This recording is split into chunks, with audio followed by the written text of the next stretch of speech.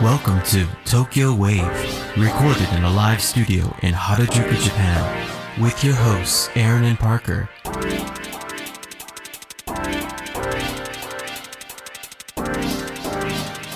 All right, everyone, welcome to episode 4 of Tokyo Wave. We are your hosts, Aaron Randall and Parker Allen. So since our last episode, Japan is now in a nationwide state of emergency.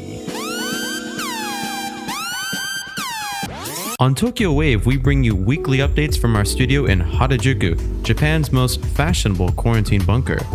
Join us in segments featuring this week's top news, political happenings, business, and absolutely random garbage. Throw it away right now. Let's get started with This Week in Japan. This Week in Japan. Here are this week's news highlights. Japan is now in a nationwide state of emergency. Everybody gets 100,000 yen. Government decides to go wide with handout to help people affected by the coronavirus. Lawmaker expelled from party after visit to sex parlor amid state of emergency. Kinky. All right, so to kick things off, Japan is now in a nationwide state of emergency. Kyoto reported that on Thursday, Prime Minister Shinzo Abe declared that a state of emergency through May 6th is now effective nationwide. Hideo Hanamizu, the governor of Niigata Prefecture, stated that infections in our prefecture have been kept at a certain level. We are going to have to change what we have asked our people. I don't understand this.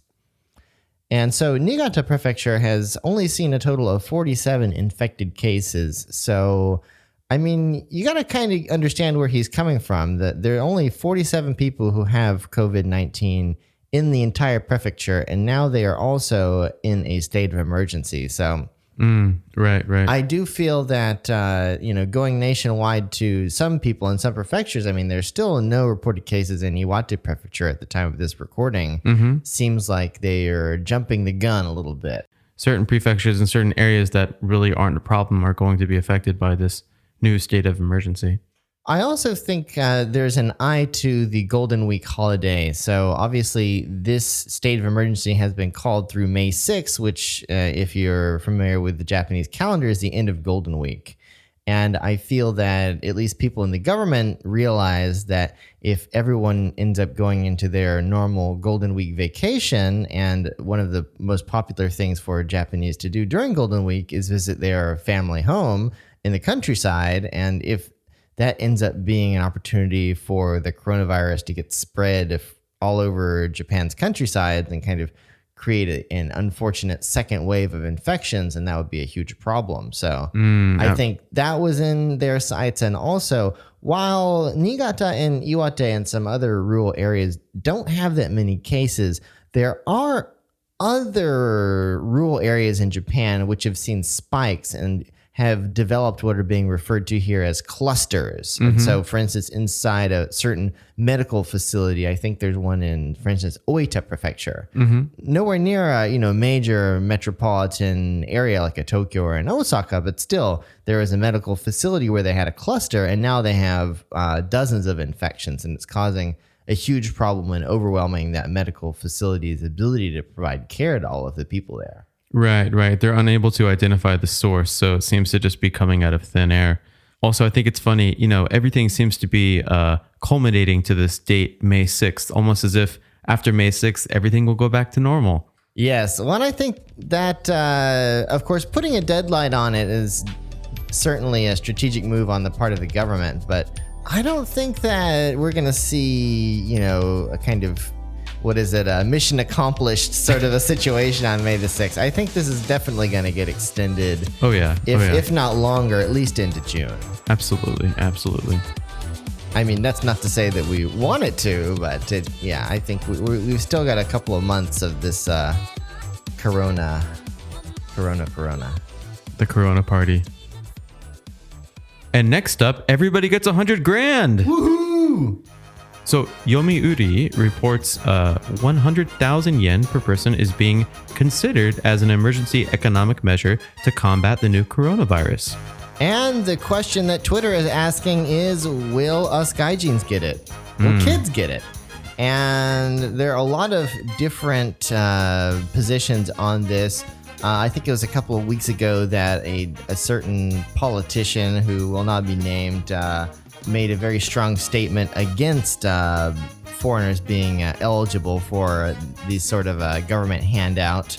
But actually, if you look at history, the last time such a government handout took place actually was during the Taro Aso administration in, I think, 2008, 2009. And this was around the time of the Lehman shock. Oh, really? Right after the subprime crisis, in similar times, or maybe not as bad as now, but dire times of economic malaise. And they ended up giving, I think it was 12,000 yen to essentially everyone who had a juminhyo. Oh, okay. And so kids have juminhyos, and also foreigners have juminhyo. So based on that system, gaijins get it. However, this time around, it's still unclear exactly how these handouts are going to be handled. Actually, just today in the Diet, Vice Prime Minister also stated that, yes, anyone who wants it can get the 100,000 yen, but they have to ask for it. Oh my God, I can already see the lines at the banks are going to be nuts. It just really, I think if you look on Tokyo Wave's Twitter feed, you can see our latest meme. We've got a picture of a caricature of Vice Prime Minister also looking a little bit more like a pimp than usual. Of course, he usually dresses pretty much like a pimp, so it's not much of a difference. You might not notice it, but I do find it funny that, you know, if you want it, you got to ask for it. You got to ask daddy. Go out there and get daddy a hit. Come get that 100,000. But we won't just give it to you. You got to ask for it. He's really showing off like his second personality that, you know, frequents certain parts of Tokyo late at night. Thankfully, not as much as another politician who we'll get into later. But so this 100,000 yen handout has gone back and forth. I think we mentioned on a previous episode that it was originally supposed to be a 300,000 yen handout, but only to people who met certain criteria. Right. And there was a lot of opposition to this system because the criteria were very unclear and strict. And, you know, it also happens to roll out in these sort of economic measures, etc. When you have something that has this kind of a complicated application process, usually the people who need it the most don't have the luxury to figure out how to get it. Exactly. Yeah. You can just imagine with Japan, the paperwork was probably a nightmare. Exactly. I mean, if you're the kind of person who really kind of is, you know, scrounging around and trying to survive, I don't think you're gonna, you know, look up complicated procedures on which government agency to go to prove that you don't have enough money and so that you need the 300,000 yen. Wait in line for 4 hours outside of such agency. And doesn't sound like something that people who really need it are gonna do. Ain't nobody got time for that. So actually there was big opposition from Komeito, and so eventually Prime Minister Abe held a telephone conference with Komeito's leader Natsuo Yamaguchi on Thursday morning, and in response to Yamaguchi's strong demand that this 300,000 yen with strings attached be withdrawn and replaced by 100,000 yen payment to all citizens, Abe said he would take it under consideration. And eventually, just a couple of days later, LDP's Secretary General Toshihiro Nikai told reporters that there is an urgent demand for this payment of 100,000 yen across the board, and thus indicating his intention to seek that the government distribute it without these income limits. Talking about the background of this flip-flop from 300 to 100,000 yen, you have to take a look at the ongoing situation with this coronavirus pandemic getting more and more serious in Japan, and also the administration coming under increasing pressure and increasing criticism vis-a-vis their response to the crisis. I think it's still in everyone's memories, the social media video that Prime Minister Abe posted on his Instagram of him sipping tea and reading the newspaper while listening to this popular Gen Hoshino song about staying home. It was a lighthearted, silly video, but a lot of people on social media, especially Twitter, took umbrage to the fact that the Prime Minister would post such of a kind of puffy, lackadaisical thing at a time where a lot of people are really being devastated by the economic impact of the coronavirus, and people are losing their jobs and losing their livelihoods. And so some observers are saying that the Prime Minister has changed his tune to go ahead and approve the idea of this across-the-board payout, on one hand to appease Komeito, which is the junior partner in the ruling coalition, and also as a trigger to try and reverse the declining approval rating of the cabinet. Right. And, I think one thing worth mentioning is in the US, they say a lot of people are living paycheck to paycheck. But in Japan, I think we see a lot of cases where people are kind of living almost day to day. You're absolutely right. And I think a lot of, people in the, ruling elite don't understand and really show a sort of tone deafness to the real situation of just how badly this is affecting average people and people, working class people and people of lower incomes. And perhaps none other than this opposition politician, this House of Representatives member, who in the middle of this state emergency just, he had to scratch that itch and go to a sex parlor in Kabukicho. It's like an itch that you can't scratch. So in our next segment, lawmaker expelled from party after a visit to a sex parlor amid state of emergency. House of Representatives member Takashi Takai, a lawmaker for a main opposition party, Constitutional Democratic Party of Japan, was expelled from his party after the emergence of a visit to a sex parlor. According to tabloid Shukan Bunshun, Takai, a 50-year-old, visited a so-called Sekukyaba establishment in the Kabukicho red light district of Shinjuku Ward on the night of April 9th. According to Bunshun, Takai spent about 2 hours in the parlor, which provides a variety of sexual services, including deep kissing and touching of the breasts.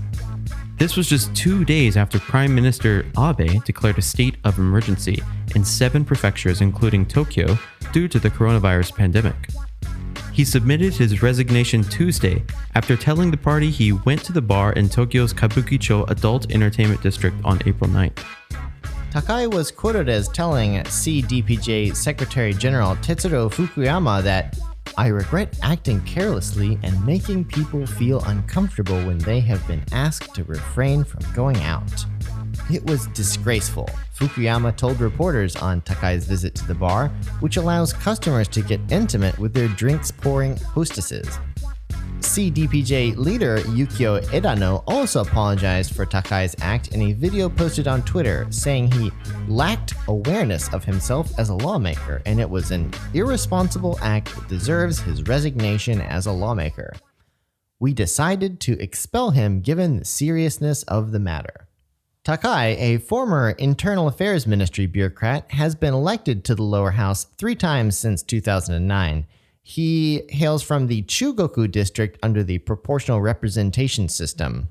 And so essentially he was already low-hanging, kind of a low-ranking member, not that many times elected, and proportional representation means that essentially he was in the diet as a politician because of his affiliation with his party, but he probably lost the local election that he ran in. And so a certain number of politicians can essentially, they're actually called zombies in political lingo. They'll die in their election. They'll be beaten by someone else, but they'll come back to life as a politician because of this proportional representation, which enables based on the votes that a certain political party got for them to get a certain number of seats based on that number of votes that they got total. And now he's enjoying his time in expellment, probably at some nice getaway, doing sekukyaba. Wow. I mean, last week we talked about, the hospital trainees and the police doing their kendo, but I mean, this guy really takes the cake. And it really kind of puts things into perspective of how ridiculous and irresponsible some people can be. I mean, all of the news, you remember, the famous comedian Ken Shimura, he went to a nightlife establishment much more tame than the one that this Takai went to and ended up contracting the coronavirus and passing away as a result of it. So people know that if you go out to these close quarters establishments, you are putting your life, and not just your life, but the everyone who you interact with, you're putting lives at risk by doing this. So yeah. Now is not the time to be meandering at 3 a.m. in Kabukicho looking for some excitement. And, I think the CDPJ did a really good job in their swift expulsion of this guy, because he is obviously not too smart and probably not of adequate caliber to be a national politician. Even when Bunshun confronted him with this issue, he spent 50 minutes on the phone with a Bunshun reporter. Oh, wow. I hate to be Captain Obvious here, but what politician in their right mind will give a tabloid reporter almost an hour of on-the-record comments after they've been caught red-handed visiting a sex parlor? Was he just begging to get out? I have no idea, but it blows my mind. I mean, was no comment not good enough for this guy? I mean, he just wanted to tell the whole life story, and then she touched my thigh. I mean, come on. I'm losing my job. I can make a book about this. So it's interesting. You talked about, they're called zombie politicians. Zombie politicians. So, just this is a side note, but in Japan, we also have zombie companies, right? And this is usually Japanese firms that are supported by Japanese banks, mainly after the lost decade, which was the asset bubble in the 80s and 90s.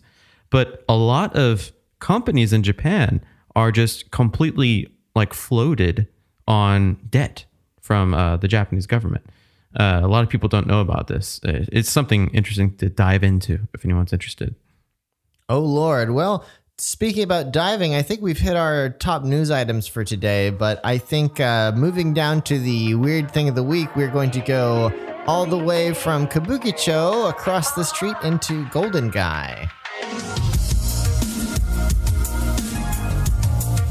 You're now listening to Tokyo Wave. The weird thing of the week. Oh, hell no! Okay. All right, so it's time for the weird thing of the week. So, Aaron, have you ever been to Golden Gai? Oh, yes. It is the place that I bring any friend visiting Japan for the first time. I bring them there. That's the place. Well, and it's, I don't know if it can count as a weird thing or not, but the reason why I brought up Golden Gai this week is that the news just reported that almost all of the 290 restaurants and bars in Shinjuku's Golden Gai district have shut down, leaving the popular nighttime district in Tokyo's Shinjuku ward deserted.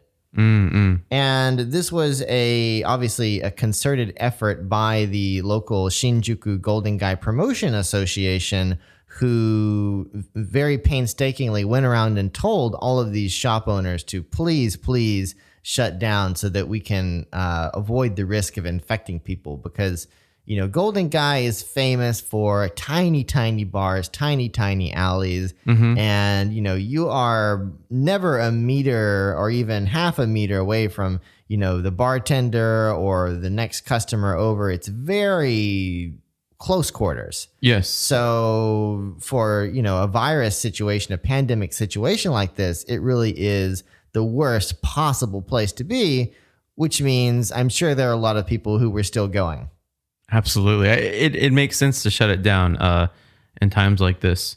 So for those who have not been to Golden Gai, to put it into words, it's 6 narrow alleys connected by even narrower passageways, which are just about wide enough for a single person to pass through.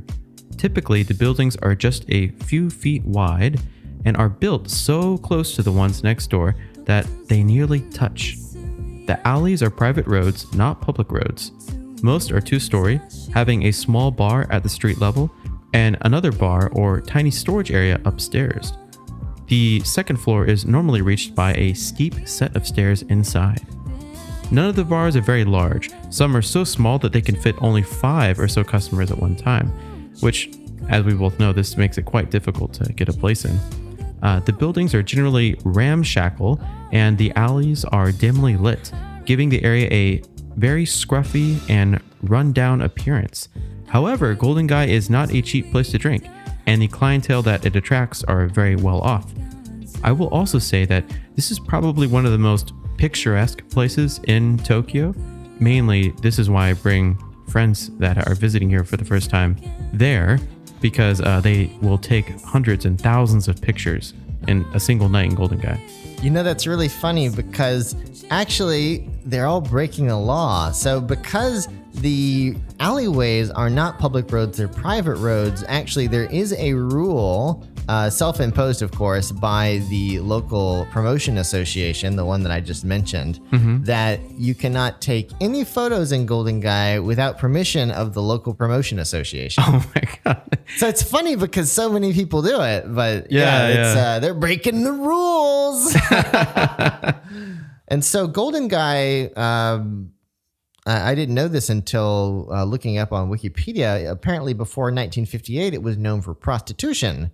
But prostitution became illegal and it was kicked out next door to Kabukicho, apparently.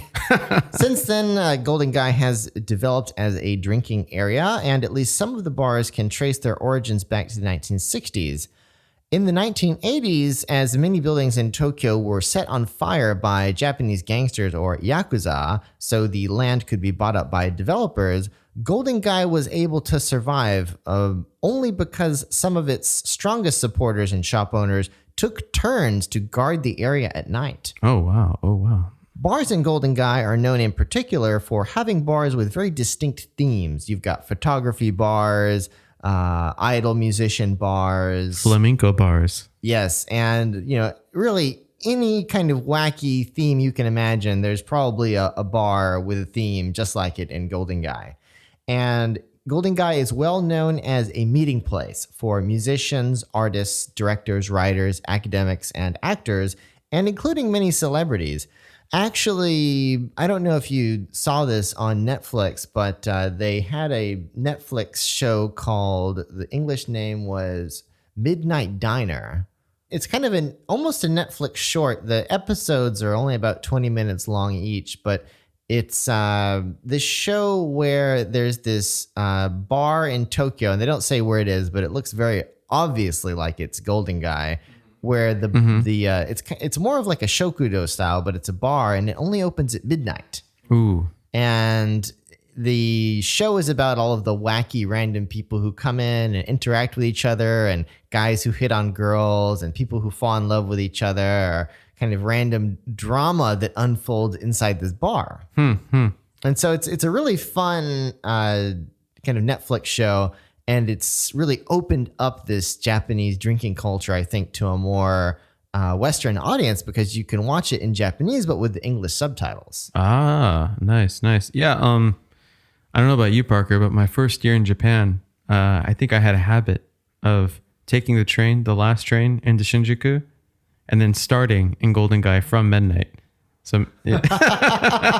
I met a lot of interesting people. That sounds expensive. Yeah, it was. But yeah, that was a lot of fun. Well, without too much self-incrimination, I spent my college years living in Yoyogi. And the reason why I lived there is because it was walking distance to Shinjuku.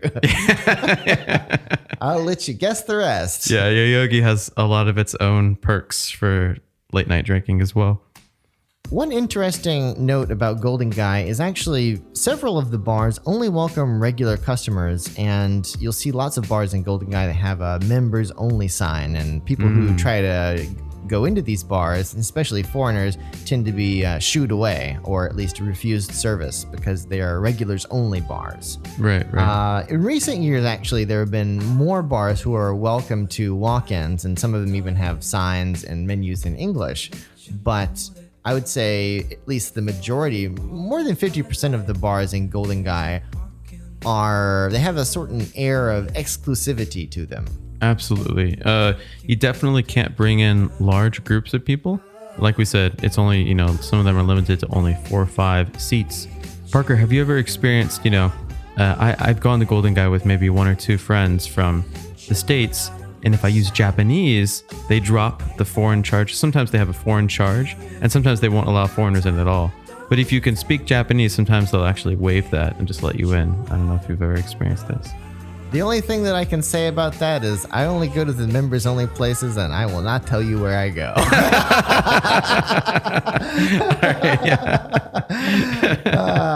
But it's a really wacky neighborhood, and it's so many different layers and so many subcultures kind of all on top of each other.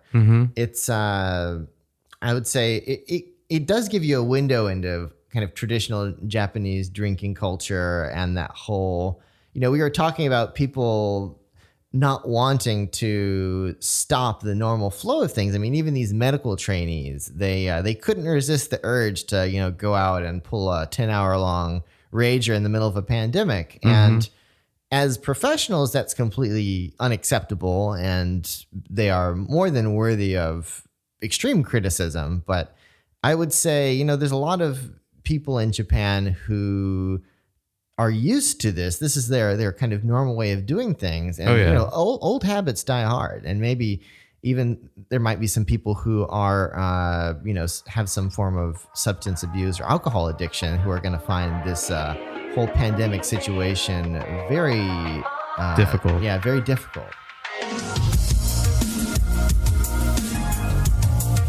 You're now listening to Tokyo Wave. Yeah, so Parker, as you kind of mentioned it and brought up the story that we spoke about last week about the 40 doctors doing the rager in the middle of the pandemic, I think this will be a good transition into Tokyo Panic Room. Tokyo Panic Room.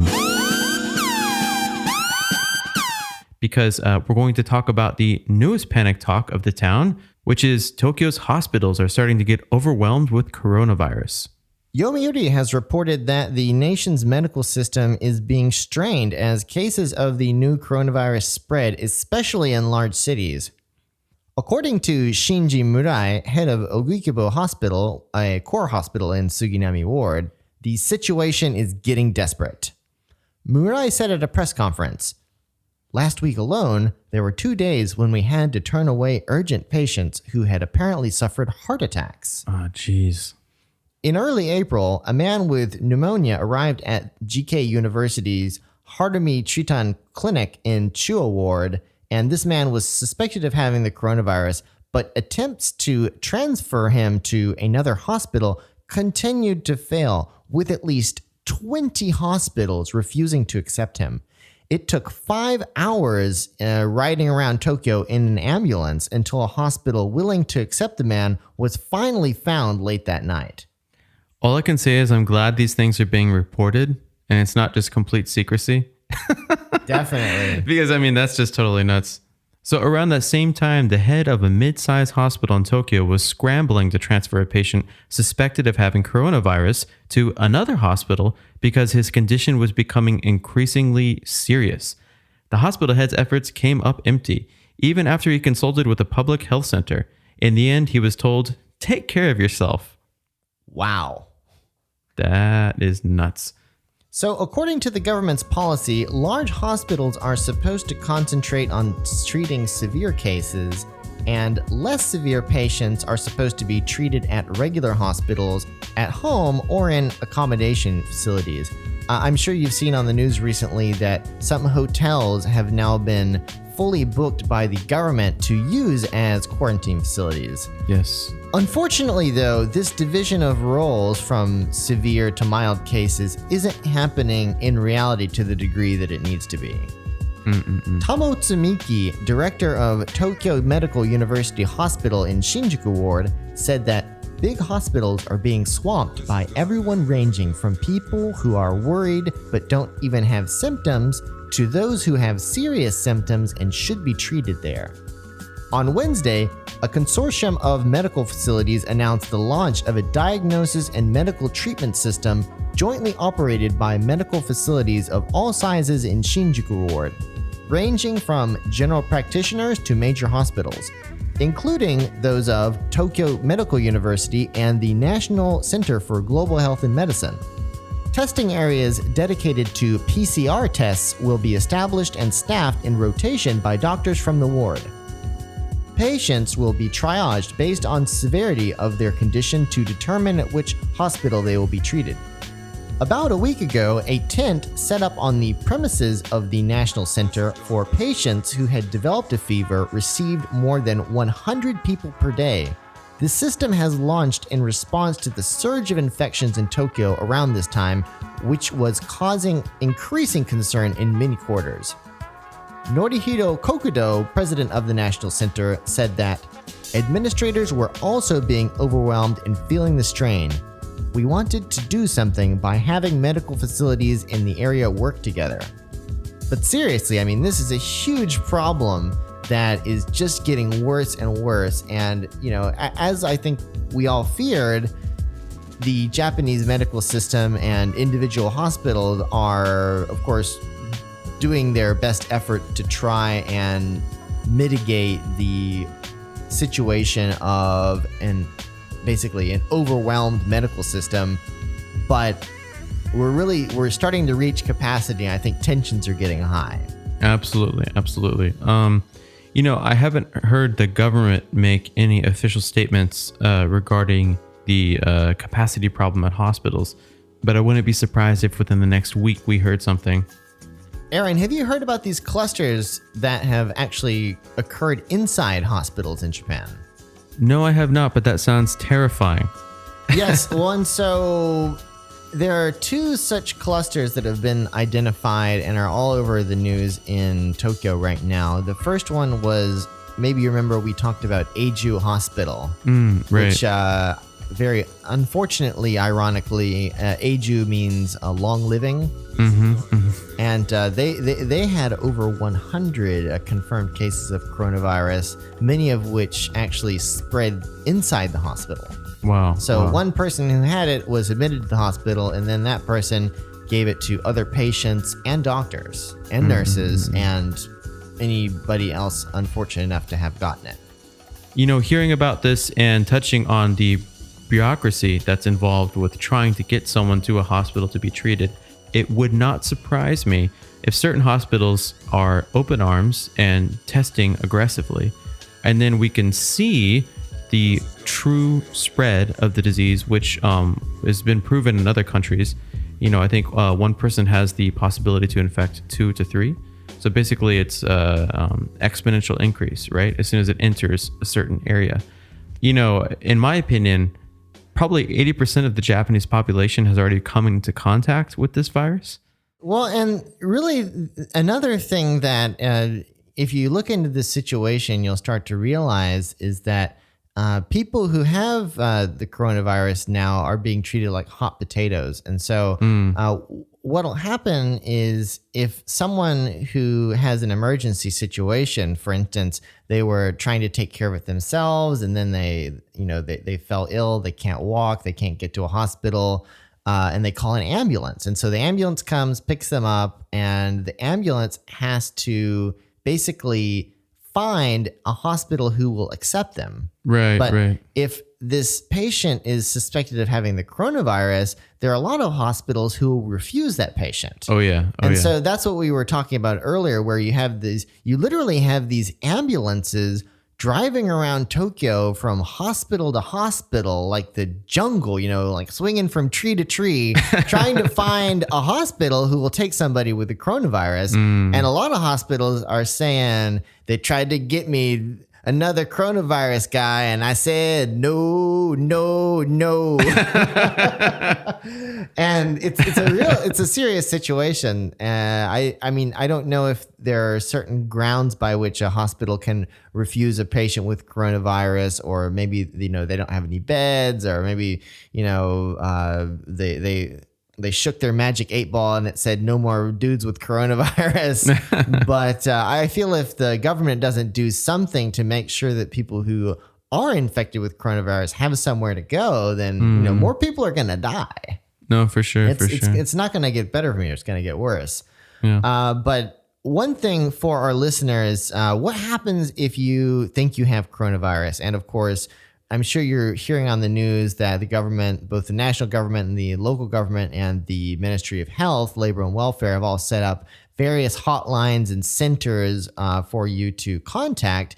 And actually, unless you're literally about to call an ambulance because of a situation, in which case dial, 119? Yeah, 119 in Japan. 119. But if you're not feeling good, you have symptoms of the coronavirus or COVID-19, you can call. Actually, there's a phone number where you can receive a consultation in English, and that phone number is 03-6233-9266. And English is actually accessible every day on this phone service, which is open from 10 a.m. to 5 p.m. until May the 20th. And there's also a website in English telling you what to do if you think you might be infected with coronavirus. And you guessed it, there's a massive flowchart on the website as well. Oh my God. And so the website, if you Google, if you feel concerned about COVID-19 Tokyo, will come up on Google. But it's got this flowchart where you can essentially figure out whether or not you're eligible to get tested. And so it says, I'll read it off here. If the following conditions apply to you within the 2 weeks prior to the development of symptoms, A, you have been in close contact with a person with COVID-19, or B, have traveled to or resided in areas where COVID-19 is prevalent, or have been in close contact with such a person, and have fever or respiratory symptoms, and a fever of above 37.5 degrees Celsius or higher for 4 days or more. If you feel anxious about slight fever, slight cough, or fear of infection, then you can call the Tokyo Novel Coronavirus Call Center with support in English, Chinese, Korean, and Japanese. And this one is actually 9 a.m. to 9 p.m., including weekends and holidays. And that phone number is 0570-550-0571. If you need expert advice, and this is you actually do have to call this number in order to get a consultation, and then they will put you in the system to get tested.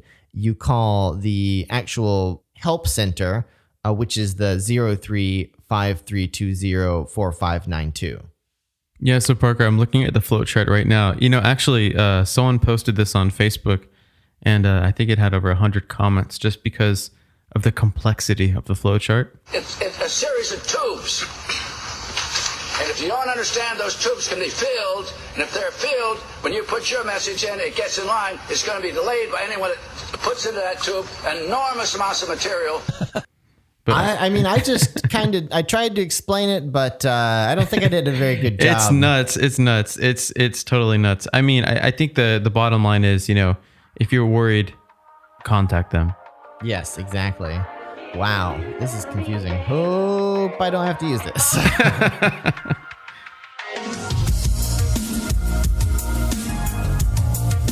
You're now listening to Tokyo Wave. All right, and next up is Yena Bill, y'all. Yena Bill, y'all. So this week on Yena Bill, y'all, we'll be talking about how WeWork has sued SoftBank for dropping $3 billion tender offer. So a WeWork board committee that negotiated a $3 billion tender offer with SoftBank Group sued the conglomerate Tuesday for abandoning the deal, accusing it of succumbing to buyer's remorse amid the novel coronavirus outbreak. While SoftBank cited the business impact of the coronavirus pandemic as one of the reasons it would not complete the tender offer, it also pointed to U.S. criminal and civil investigations into WeWork and the failure to restructure a joint venture in China as grounds for abandoning it. An independent 2-member special committee of WeWork filed the lawsuit, calling SoftBank's decision to terminate the tender offer wrongful. The committee comprises Bruce Dunleavy, who is a general partner of WeWork shareholder Benchmark Capital, and Lou Frankfort, who is the former CEO of luxury handbag maker Coach. The special committee said in a statement that SoftBank's failure to consummate the tender offer is a clear breach of its contractual obligations, as well as a breach of SoftBank's fiduciary obligations to WeWork's minority stakeholders, including hundreds of current and former employees. I think we kind of saw this coming. SoftBank continually has this bad news, ever since the bottom fell out of WeWork. And I don't know if you remember, what was it, late last year, that there was this scathing report of, the high-flying lifestyle of WeWork's founder, Adam Newman, who really kind of had this cowboy approach to running the business and would do, very audacious things. I think the pinnacle of the kind of smear piece that really kind of hit WeWork hard right before their planned IPO was that on a flight on a private jet from the United States to Israel, Newman and his buddies busted out a sack of weed and started essentially smoking out their Gulfstream private jet. Oh my God. This Newman guy, man, just everything you read about him makes you think, how did he convince Solon and everyone else to give him so much money? Well, and from the information that's publicly available, it doesn't sound like it was very hard, because Solon has perhaps he smokes less marijuana, hopefully, because it's very illegal in this country, but he has a very cavalier approach to making his investments. And it is reported that Solon initially decided to invest in WeWork after a very brief conversation with Newman in the back of a car. Oh, wow. Wow. The back of a car. So just a really quick pitch. I get an elevator pitch, Maybach pitch. I don't know, but yeah. He probably loved that too, that he was able to do it in the back of a car. Well, the SoftBank Vision Fund really has become sort of a lesson and a warning bell throughout Silicon Valley, because they threw around really this huge magnitude of money and capital, and threw the entire kind of Silicon Valley culture off, because people had, been going for growth. And the SoftBank Vision Fund really took that up, 100 more notches, and said, we don't care if you're bleeding money left and right. If you are growing, we will bankroll you to hell and back. Right. It's using the old kind of Silicon Valley model of assessing companies and then investing in them, not really looking at necessarily year-on-year growth, but, just how much momentum the company has, whether it's, daily active users. Companies like Facebook that were in the red for 10 years that received huge amounts of investment every time they would do a investment round. This is very reminiscent of that time.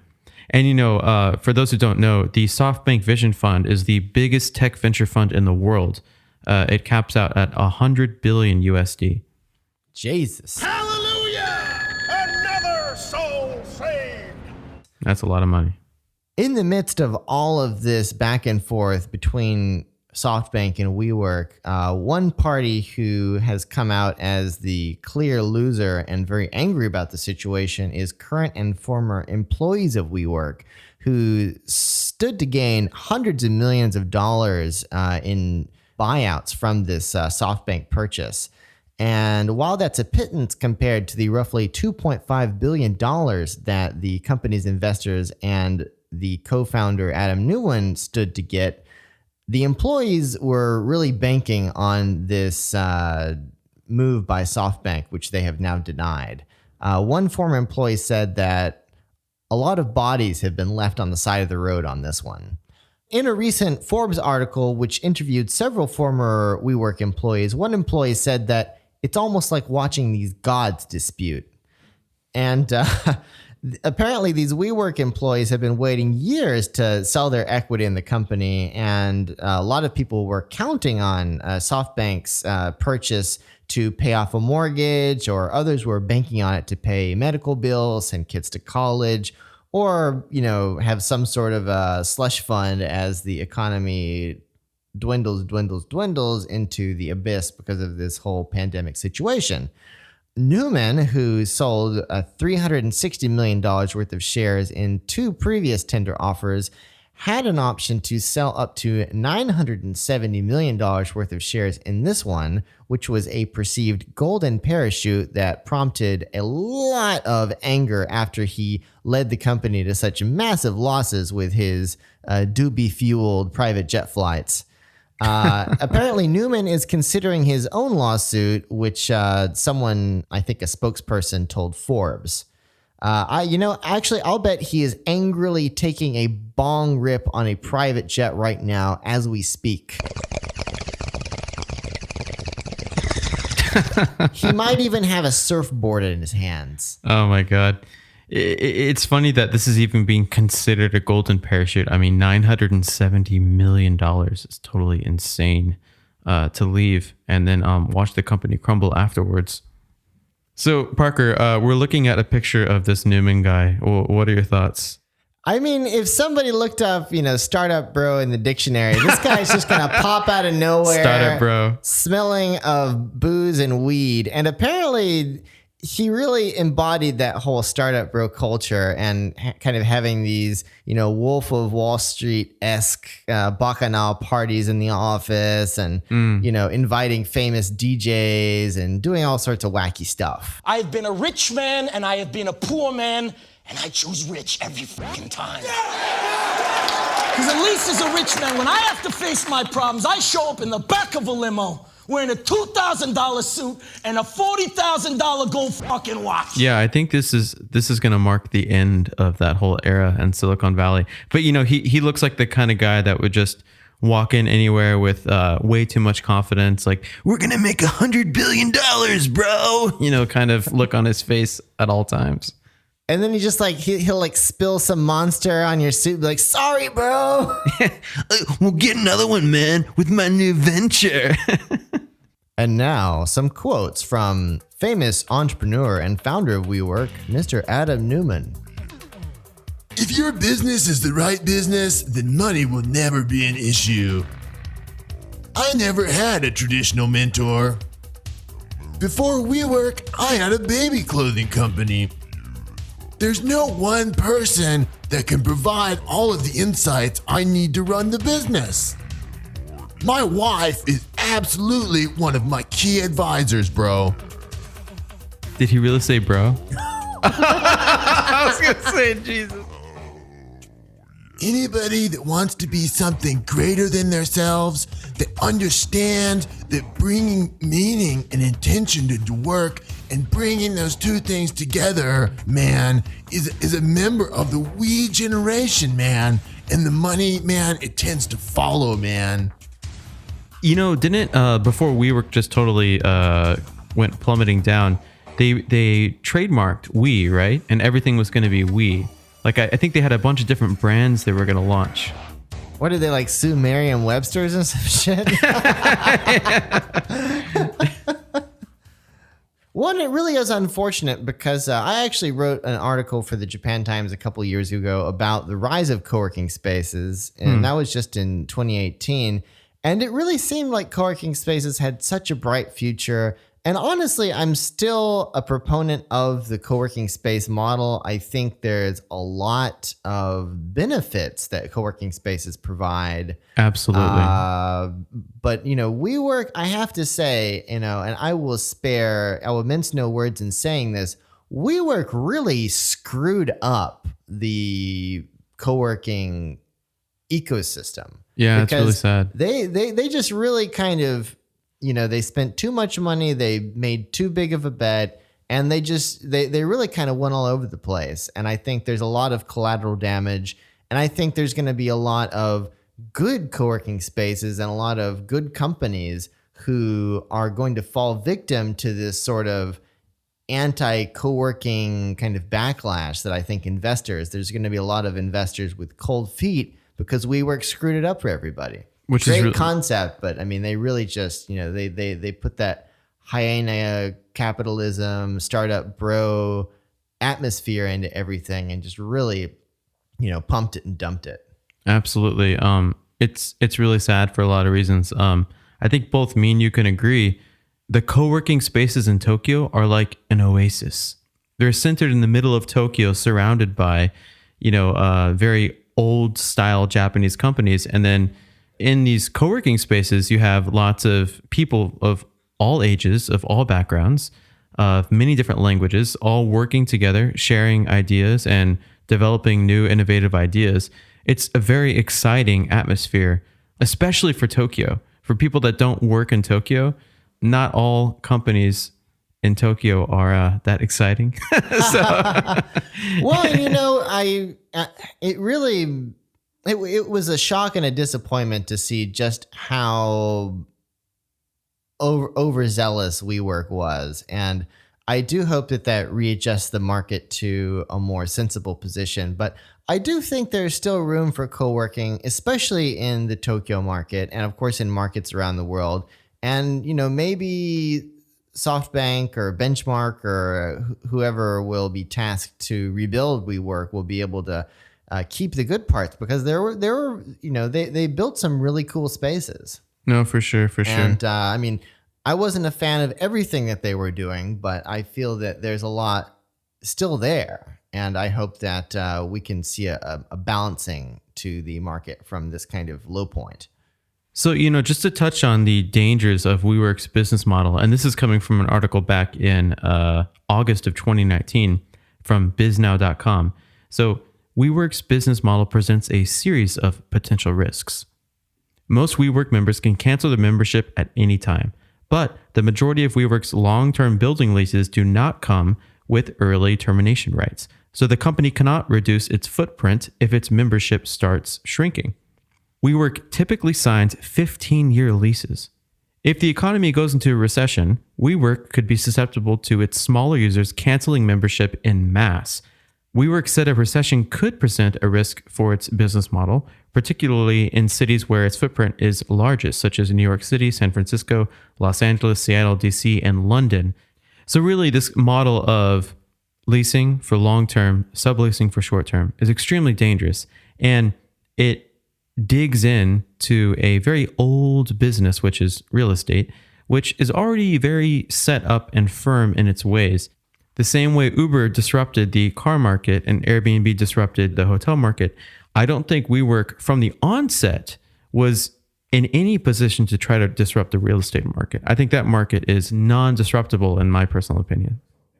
No, you really have it there. And I mean, co-working spaces are a nifty reinvention of something that already exists. I mean, service offices. Yes. Your Regis's and your ServCores, who are now, by the way, kind of rebranding themselves as co-working spaces now that that's the buzzword. But, yeah. We already had service offices. They just didn't have free beer. Yeah. Seriously, I mean, that's the only difference. They didn't have the bro with the free beer. Yeah. Aaron. Yes. What's that sound? I don't know, but it sounds like some weird screeching sound from far away. And that swooshing, it's like a wing, but not like a bird, like a dark, gross, scary wing. It sucks blood. and contains hundreds of different viruses.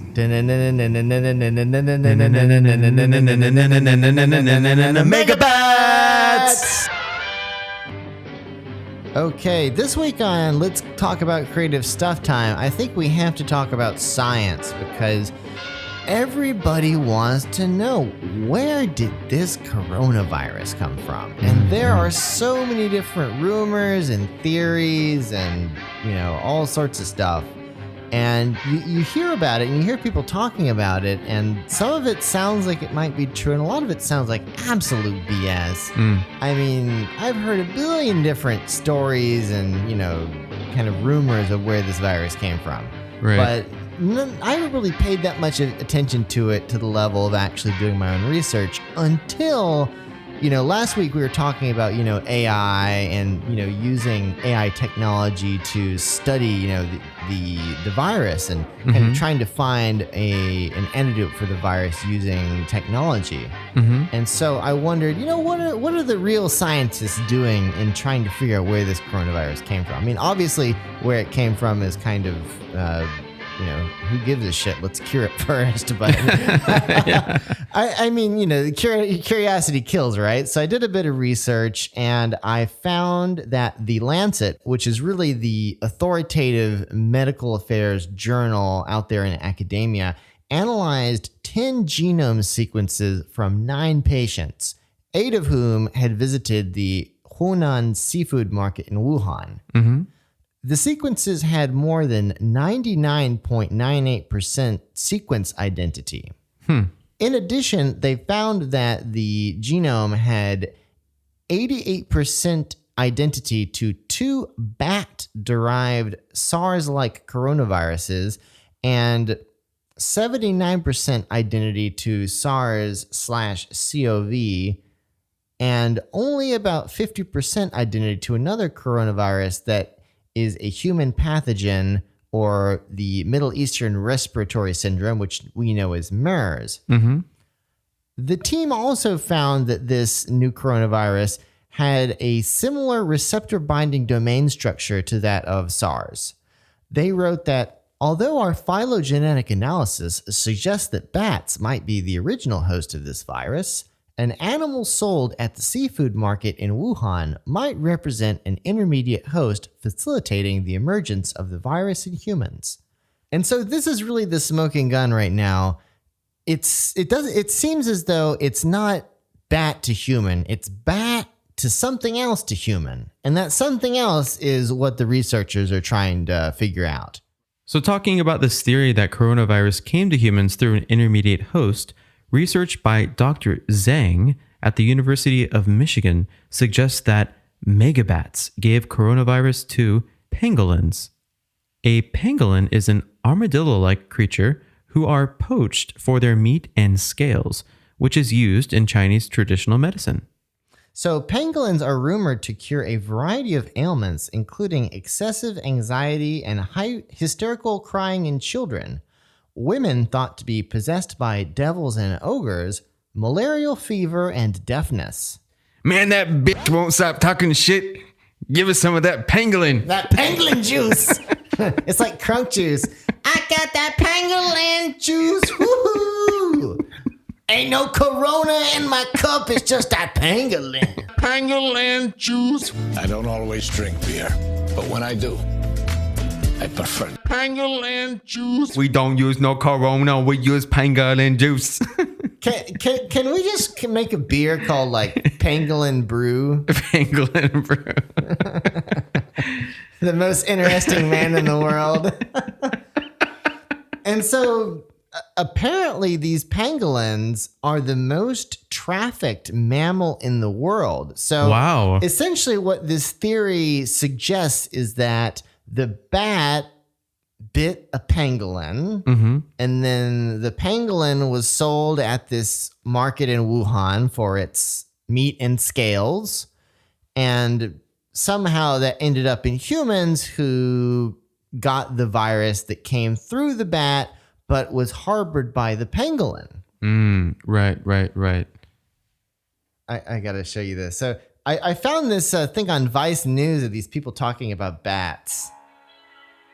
This is not it. This is a commercial. Listen to this shit. This is like... Bats are the only mammals that have evolved the ability to fly.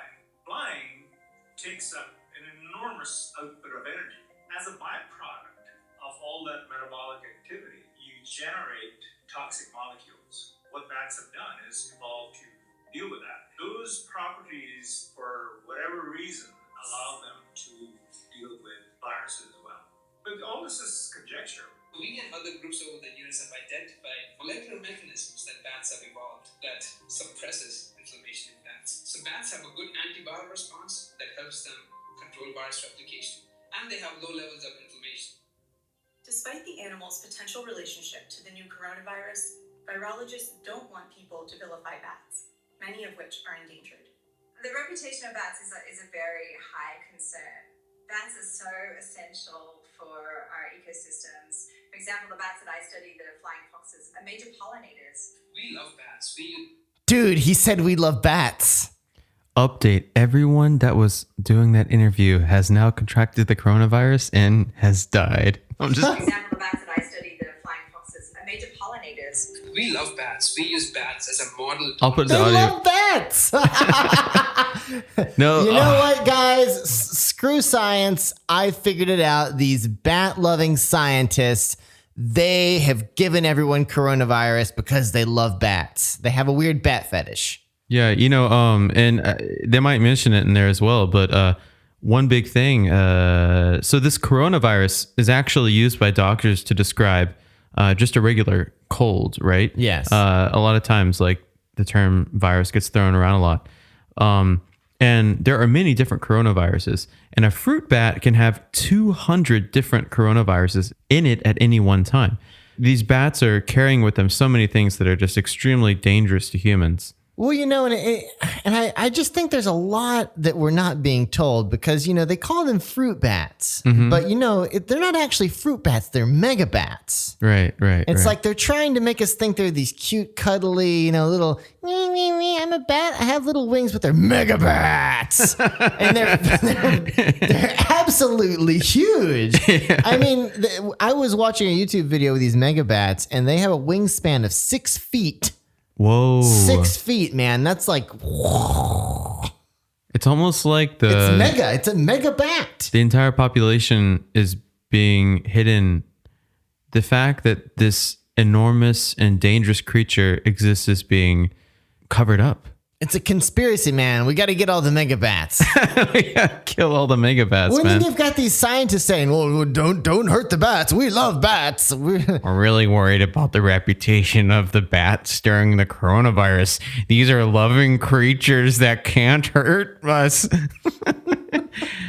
It's just so weird. I mean, we've got everybody from, people eating the bats to maybe it was these, armadillo-like pangolins. And then you've got some people in the United States, Oval Office, suggesting that it came from, a lab as a bioweapon. I've heard that one. It could be anything, but, obviously how we got the coronavirus, the scientists are saying bats, but they don't want us to do anything about it because they love the bats. And so we should respect their bat love. Let's be all inclusive. Some people love bats and that's okay. But there's good news. It sounds like there really is a vaccine on the horizon. And just recently, this is news that Johnson & Johnson says that it aims to have more than 500 million coronavirus vaccines ready by early next year. Wow. And this is amazing because such a vaccine hasn't been approved yet, but the pharmaceutical giant says that it will have 600 to 800 million vaccines available by early 2021, which is when it expects the U.S. government to approve the drug it plans to start testing in humans this September, which Chief Financial Officer Joe Wolk said Tuesday to Yahoo Finance. And he said, the timeline is still pretty uncertain. We're manufacturing at risk to ensure that should the clinical development and the trials be successful, we are in a position to kind of flip the switch and be ready to go to create great access across the globe. Yeah, and I think most people should understand that, this timeline does make sense. Early 2021. I don't think we're going to see any successful critical mass vaccines in 2020. These vaccines have to go through very rigorous testing in many countries across the planet and be approved. It's a very, very technical, long process. These things just don't pop up overnight. There's been lots of companies that are promising, oh, we can have it done in a couple months. We can do this, but that I don't give in to any of that. It's just not possible. If anyone claims to have a vaccine that they created in a month, it could be extremely dangerous and kill a lot of people. So. Yes. And honestly, people love to say negative things about big pharmaceutical companies, but you really have to applaud Johnson & Johnson because, they just said they are taking the risk that, this vaccine that they are developing might not be approved, but they're going to make almost 1 billion of them already because they are confident enough that they will be able to do all of the testing and get the approvals to be able to put it out to market. So I have to say, this is a great example of a large company really, showing thought leadership and taking the responsibility and making a big bet on something like this that, could save a lot of human lives. I think we're getting into stock tip territory. Uh-oh. I know. I'm probably going to buy some Johnson & Johnson after learning about this. Well, I'll buy one Johnson there and another Johnson over there. Put them together, Johnson & Johnson. Yeah. You're now listening to Tokyo Wave. Hey listeners, that's right, you listener right there. We want your feedback, comments, and ideas. Drop us a line at wave@tokyowave.jp. We will listen to your ideas, and we might even try something new.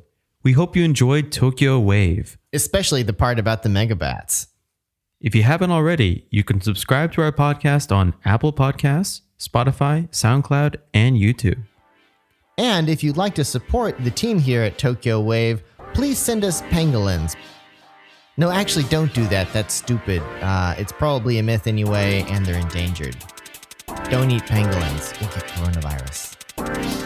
Thanks for listening. See you next week. Thanks, guys.